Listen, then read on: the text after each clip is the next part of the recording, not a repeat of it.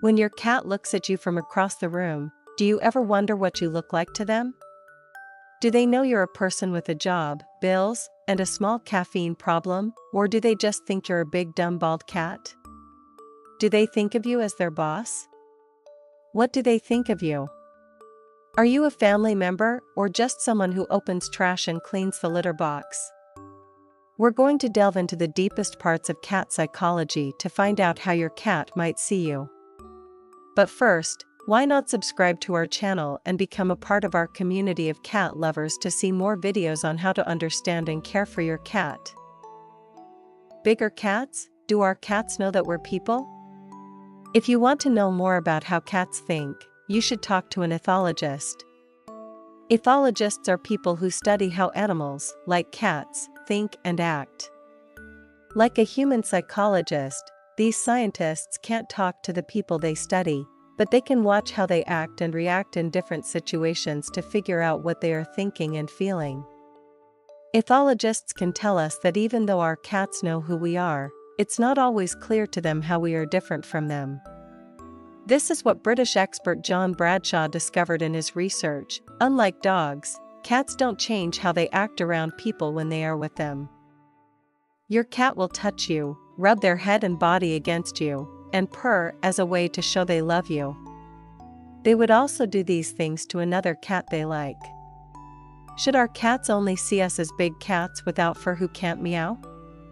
Not really. There is one social activity that cats do when they are with people that they don't usually do when they are with other cats, and that is the meow.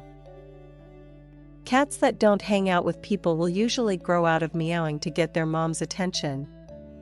Instead, they'll use body language and sense signs to communicate more maturely. When cats hang out with people, they learn to meow a lot because that's the only way to get our attention. Unlike our pets, who will usually learn at least a few human words like treat, most people find it too hard to learn more than the basics of how cats talk. Cats meow to let you know it's time for dinner. This is their way of talking that's easier for you to understand. They do know that we're different in some way. People, who probably know the difference between a cat and a person, are another thing to think about. If you're having trouble, the cat with the fur is probably the one who can help you. To get along with cats, we often use the same social skills we use with people. We name them. They hear us. As an extreme example, some people dress their cats in clothes, which many cats might see as rude. One way that cats and their owners may not be so different after all is that they may see each other as a part of their own species. Parents, you might call yourself a cat parent, and that word might fit you better than you think. In many ways, the things our cats do when they're with us are things they would have done when they were babies.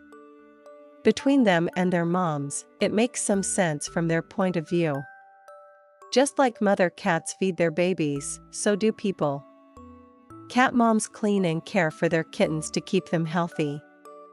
People also do it. Cat moms keep their babies warm, keep them safe, love and support them, and keep them warm. All of these are things that a good cat owner should do for their cat.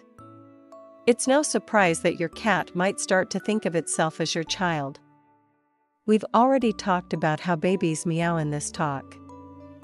You may not know this, but a cat's meow sounds the same as a baby crying.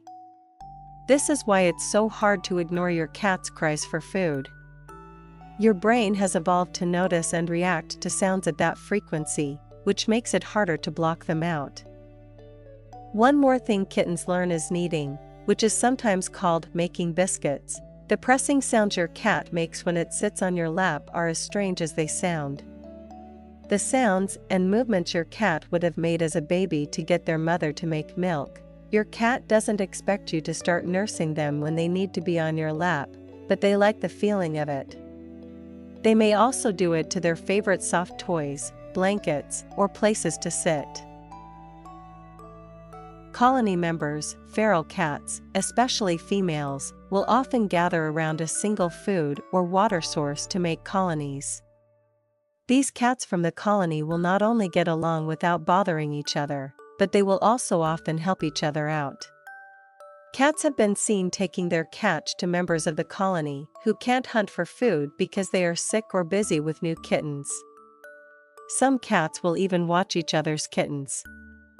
She didn't want to risk leaving her babies alone in the nest, so she did not. The mom will pick them up and give them to a trusted cat that she knows will care for them and maybe even nurse them until she gets back. It seems that even mom cats need some alone time every once in a while. Interestingly, these behaviors have also been seen in house cats toward their owners, which suggests that our cats may see us as part of their own little colony. Those who have cats that can go outside have probably already had the experience of waking up to find a small gift on their doormat. Even though it's gross to think about, your cat probably thinks you will eat the dead birds and mice they leave out for you. They have seen that you aren't very good at catching your own. No one has ever caught a mouse by screaming and standing on a chair, so they must think you need help from a more skilled hunter. If you enjoyed the video, don't forget to subscribe.